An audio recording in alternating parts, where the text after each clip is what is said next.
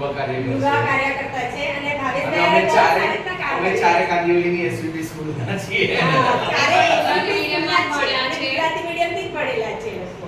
અને આ લોકોની ડિટેલમાં વાત કરું અને આ લોકો જે છે યશેશ પંડ્યા, અલ્કેશ પંડ્યા અને વિશાલ દેસાઈ એ અમારી પાસેથી જ આપણી સ્કૂલમાંથી ભણીને ગયેલા છે. અને આજે આ તમને સાંભળ્યું કે કેટલી ઊંચી ઊંચી પોસ્ટ પર એ લોકો છે. એવું નથી કે ગુજરાતી મીડિયમમાં ભણવાથી આ બાળક આગળ ન વધી શકે. આજે આપણો અત્યારનો માનસ છે ને એ માનસ પટ પરથી આ વસ્તુને ઘુસાવી નાખવાની છે. અને એમની સારી એવી જાણકારી ભાવેશભાઈ તો આપે જ છે, પણ એક મારા તરફથી હું એટલું કહીશ કે આ બધા જે છે ને આ 9 રત્ન છે. હજી તો બીજા નથી આવ્યા, બીજી સ્કૂલમાં જવાનું છે એટલે એનું પણ એ લોકો એરેન્જમેન્ટ કરી રહ્યા છે. પણ આ બધા રત્નો છે અમારા અહીંયાના, ખાલી મારી સ્કૂલના જ નહીં, કાંદિવલી એસવીપીની સ્કૂલના પણ છે. અને જો આ લોકો આટલું સારું કાર્ય કરતા હોય તો મારે એટલી જ તમને કહેવાનું કે આપણે પણ એ લોકોની હારે સાથ સહકાર આપીને આપણી ગુજરાતી માતૃભાષાને ટકાવી રાખવાની છે. આજે 1933 થી આ સ્કૂલ ગુજરાતી માધ્યમમાં જ હતું અને હજી પણ ચાલે છે. એટલે વિચાર કરો કે આપણી સ્કૂલમાં હજી પણ ગુજરાતી માધ્યમ ચાલે છે અને આગળ પણ ચાલશે જ, અને તમારા બધાના સાથ સહકારથી. એ તો સાચી વાત છે ને તમારા બધાનો સાથ સહકાર જોઈએ છે. અમે તમારા એરિયામાં આવીએ, મીટિંગ કરીએ તો તમારે અમને ખાલી સપોર્ટ કરવાનો છે. ખાલી તમે ત્યાં ઊભા રહ્યો કે શું અમે સમજાવશું, અમે બધું.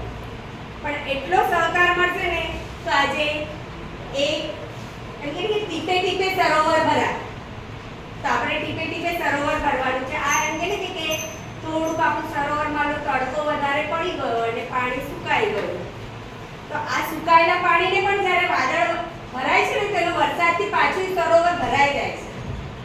તો આપણી માટે આ બધા લોકો છે ને એક મોટું વાદળ બનીને આવ્યું છે.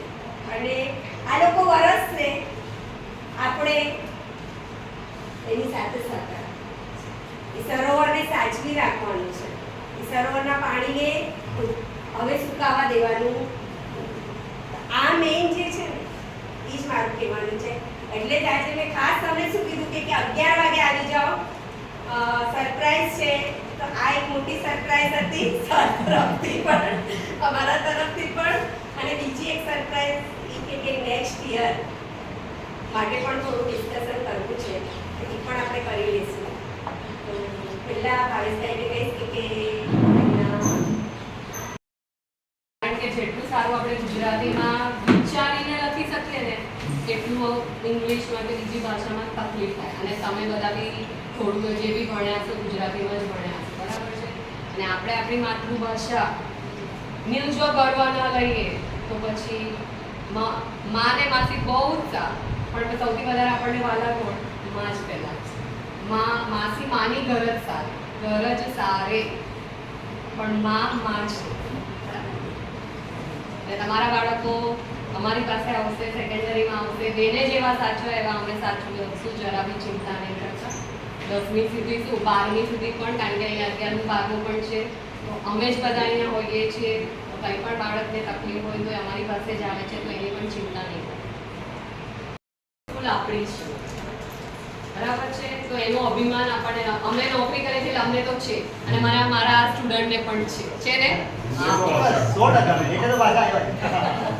અને ખરેખર એ લોકોને ખબર પડી તો એ લોકો અમારી સાથે કોન્ટેક્ટ કરીને આવે કે ના બેન આપણે ગુજરાતીના જે છે એ લોકોને આપણે પ્રોત્સાહન પણ આપીએ ને એ લોકોને ઉત્સાહ વધારીએ, એટલે એ લોકો ખાસ આજે અહીંયા આવ્યા છે.